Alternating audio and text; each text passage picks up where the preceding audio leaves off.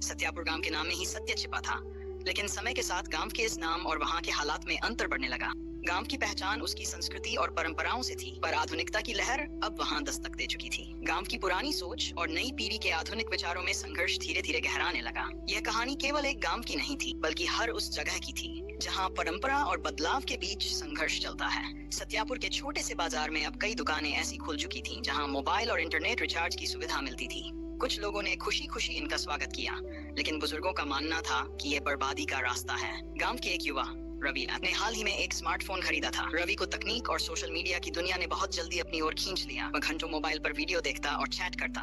उसकी दोस्त कुसुम, जो गांव में पढ़ाई और सामाजिक कामों में हमेशा आगे रहती थी, ने उससे कहा, रवि, मोबाइल का सही इस्तेमाल करो। यह केवल मनोरंजन के लिए नहीं है, इससे बहुत कुछ सीखा जा सकता है। लेकिन रवि ने हंसते हुए जवाब दिया, कुसुम, तुम्हें क्या पता कि यह कितना मजेदार है।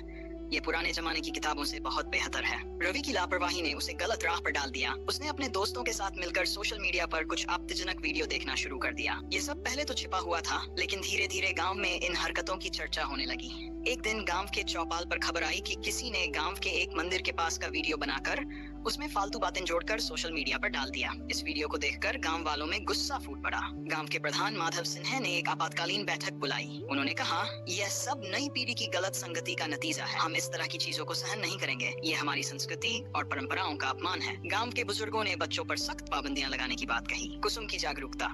कुसुम इस समस्या को समझ रही थी। वह जानती थी कि पाबंदियां लगाना समस्या का हल नहीं है। उसने अपने पिता से कहा, पिताजी, नई तकनीक को रोकने से हम पीछे चले जाएंगे, लेकिन हमें युवाओं को सही राह दिखानी होगी। कुसुम ने रवि को इस समस्या का जिम्मेदार माना और उससे बात करने का फैसला किया।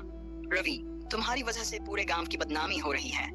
तुम कब समझोगे कि यह रास्ता गलत है? रवि ने पहले तो बात को टालने की कोशिश की, लेकिन कुसुम के बार बार कहने पर उसे अपनी गलती का एहसास हुआ। उसने माना कि उसके गलत कदम ने पूरे गांव को शर्मिंदा किया। इस बीच गांव में एक और समस्या सामने आई। कुछ बड़े लोग जो आधुनिक तकनीक का विरोध कर रहे थे, खुद चोरी छिपे इसका इस्तेमाल कर रहे थे। एक दिन गांव का ही एक युवक रामू ने देखा कि प्रधान के बेटे ने अपने दोस्तों के साथ मिलकर वीडियो बनाने और फैलाने का काम किया था। रामू ने कुसुम को बताया, यहाँ समस्या सिर्फ युवाओं की नहीं है, गांव के बड़े लोग भी इस आधुनिकता का फायदा उठा रहे हैं। लेकिन जब बात जिम्मेदारी की आती है, तो वे खुद को बचा लेते हैं। कुसुम ने समझ लिया कि यह समस्या केवल रवि जैसे युवाओं की नहीं, बल्कि पूरे गांव के सोचने के तरीके की है। कुसुम ने रवि और रामू के साथ मिलकर एक योजना बनाई। उन्होंने गांव के युवाओं को बुलाया और एक सभा आयोजित की। वहाँ उन्होंने समझाया कि तकनीक का सही इस्तेमाल कैसे किया जा सकता है। सोशल मीडिया को सिर्फ मनोरंजन का जरिया न बनाएं, इसे सीखने, जानकारी पाने और अपनी पहचान बनाने का साधन बनाएं। कुसुम ने कहा। उन्होंने ये भी बताया कि गलत चीजें फैलाने से कैसे पूरे समाज की छवि खराब होती है। धीरे धीरे रवि और उसके दोस्तों ने अपनी आदतें बदली। उन्होंने सोशल मीडिया का इस्तेमाल गांव के विकास के लिए करना शुरू किया। उन्होंने गांव में सफाई अभियान चलाने,